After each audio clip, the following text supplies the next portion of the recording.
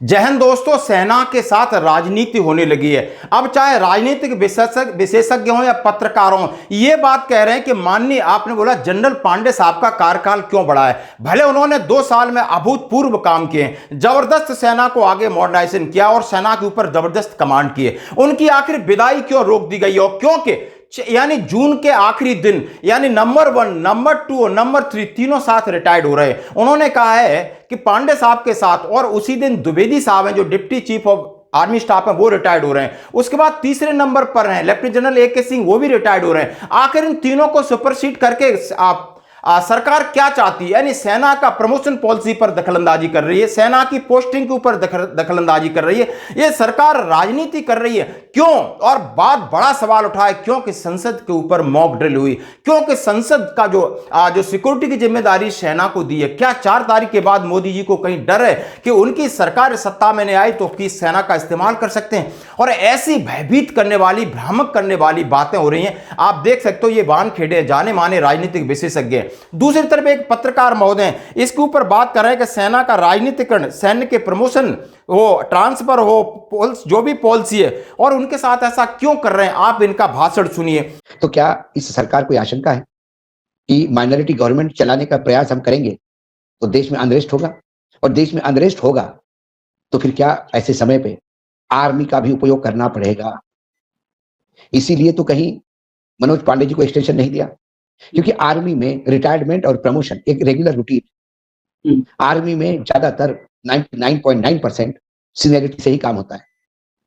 Serious कौन होगा? या आर्मी, नेवी, एयरफोर्स से जो सीनियर होता है वो सीरियस होता है। चीफ ऑफ डिफेंस स्टाफ, हमारे आर्मी के चीफ कौन होंगे? ये उनके सीनियरिटी से होता है। ये पहले से तय है कि ये सीनियर होगा तो यही होगा। जैसे सर्वोच्च न्यायालय में यह तय होता है कि नेक्स्ट चीफ जस्टिस कौन होगा, और बाय एंड लार्ज सरकार इसमें इंटरफेयर नहीं करती है। 1-2 बार है ऐसे केसेस सरकार ने इंटरफेयर किया है और उसका सरकार को नतीजा भी भुगतना पड़ा।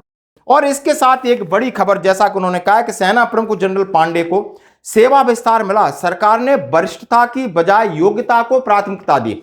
अब उन्होंने कहा है कि जैसा कि सेना में चलता है कि जो नेक्स्ट पोस्ट सीनियर है उसको अगला पद मिलेगा, लेकिन इस बार शायद सरकार कुछ और कह रही है। और सीधे सीधे सवाल सरकार के ऊपर उठ रहे हैं कि सेना के साथ राजनीति हो रही है, क्या कुछ और होने वाला है? थोड़ी सी स्थिति भ्रामक मैं क्लियर करना चाहता हूं। जिनका जबकि बहुत सारी पार्टीज और फॉर्मेलिटी हो गई थी रिटायरमेंट की, नरेंद्र मोदी सरकार ने अंतिम क्षण में आश्चर्यजनक निर्णय लेते हुए सेना प्रमुख जनरल पांडे को उनकी सेवानिवृत्ति से कुछ दिन पहले 1 महीने का विस्तार दे दिया, जबकि इस पद पर सबसे वरिष्ठ उप प्रमुख लेफ्टिनेंट जनरल उपेंद्र द्विवेदी की नियुक्ति किया जाना चाहिए था। पिछली बार ऐसा विस्तार पूर्व फील्ड मार्शल सैम मानिक साहब को दिया गया था और 6 महीने के लिए उन्हें बढ़ाया था। हालांकि उनके उत्तराधिकारी जनरल लेफ्टिनेंट जनरल के रूप में 1 वर्ष कार्यकाल हो चुका था। जनरल पांडे साहब के विषय में बताया है कि अटकलें लगाई जा रही हैं कि अगली सरकार पर छोड़ना चाहती है निर्णय, जो 1 पखवाड़े के बाद शपथ लेगी। हालांकि द प्रिंट को पता चला है कि असली कारण यह है कि सरकार अगले सेना प्रमुख की नियुक्ति में सिर्फ वरिष्ठता के आधार पर नहीं जाना चाहती, वह लेफ्टिनेंट जनरल द्विवेदी सहित कई नामों पर विचार कर रही है। हालांकि लेफ्टिनेंट जनरल द्विवेदी साहब सेना प्रमुख का पद संभालने वाले सबसे वरिष्ठ व्यक्ति थे, लेकिन सत्ता के गलियारों में पहले से ऐसी चर्चा थी कि दक्षिणी सेना commander lieutenant general Ajay Kumar Singh एक अप्रत्याशित उम्मीदवार के रूप में उभर सकते हैं। और इस वर्ष फरवरी में लेफ्टिनेंट जनरल द्विवेदी साहब को vice chief of army staff बना गया। और इन्होंने कहा जनरल पांडे साहब के बाद वरिष्ठ लेफ्टिनेंट जनरल द्विवेदी साहब हैं वरिष्ठता के आधार पर। और उन्होंने ये कहा है कि हालांकि जनरल सिंह भी एक मजबूत दावेदार हो सकते हैं, लेकिन दोनों एक ही दिन 30 जून को सेवानिवृत्त हो रहे हैं, जिस दिन सेना प्रमुख का कार्यालय विस्तार समाप्त हो रहा है। यानी 30 जून को ही पांडे साहब रिटायर्ड हो रहे हैं, 30 जून को ही deputy chief of wife staff Dwivedi साहब रिटायर हो रहे हैं, और 30 जून को ही नंबर 3 AK साहब रिटायर हो रहे हैं। आखिर इसके पीछे सरकार क्या चाह रही है? दोनों ही IMA के एक बैचमेट है। हालांकि लेफ्टिनेंट जनरल द्विवेदी सेना के नियमों के अनुसार मेरिट रैंक में आधार पर वरिष्ठ हैं, लेकिन लेफ्टिनेंट जनरल सिंह उम्र में कुछ सप्ताह वरिष्ठ हैं। इनमें से किसी को भी सेना प्रमुख के पद पर नियुक्त किया जा सकता है।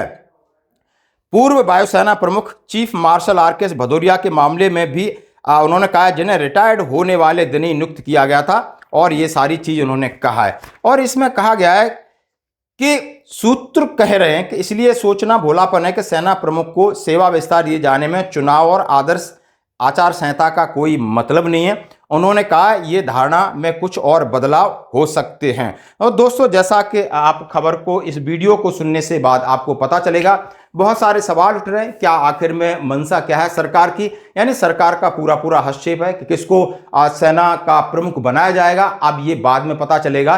यानी ये 1 जुलाई तक खिंच गया है, आप समझ सकते हो। धन्यवाद दोस्तों। रिटायरमेंट के बाद एक्सटेंशन देना आने वाले नए आर्मी चीफ के साथ अन्याय भी है। ये अन्याय ही नहीं भाऊ, 2 लोगों का नाम, 2 में से एक का फाइनल होता है, उपेंद्र द्विवेदी या AK सिंह, ये दोनों रिटायर हो जाएंगे जब तक इनका एक्सटेंशन है। 30 जून का एक्सटेंशन है, 30 जून तक दोनों सेवानिवृत्त हो जाएंगे, उनका कार्यकाल पूरा हो जाएगा, तो दोनों का नंबर खत्म, करीब करीब खत्म। लेकिन जो आपने कहा, बड़ी महत्वपूर्ण बातें कही है, मैं दर्शकों को एक बार फिर से इस बात को रिपीट कर दूं।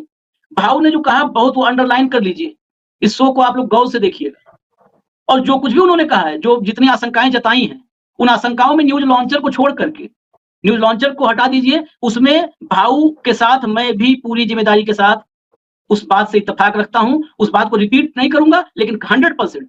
और इसीलिए शो हम लेकर के आए हैं। आखिर क्या जरूरत पड़ी मॉक ड्रिल? एकाएक इस देश में क्या चल रहा है? चुनाव चल रहा है। चुनाव के काल को तो कभी भी अराजकता का काल माना ही नहीं जा सकता। अराजकता का काल अगर होता तो चुनाव नहीं होता। बड़ा कंट्राडिक्टरी चीज समझिए, अराजकता का काल और चुनाव का काल, ये दोनों एक साथ हो ही नहीं सकते। अराजकता के काल में चुनाव नहीं हो सकता। चुनाव चल रहे हैं, यानी देश में सब कुछ ठीक ठाक है, तभी चुनाव हो रहा है। उस समय क्या जरूरत है संसद के मॉक ड्रिल की, पूरी सिक्योरिटी चेंज करने की? उस समय इस देश में, मैं TN सेशन का उदाहरण देता हूं। TN सेशन कार से एक बार जा रहे थे अपने ड्राइवर को, उन्होंने कहा गाड़ी के पीछे पीछे साइड नहीं दे रही थी गाड़ी, उन्होंने कहा इसको ओवरटेक कर दो। उनका जो सिक्योरिटी वाला था गाड़ी में बैठा हुआ था पीछे,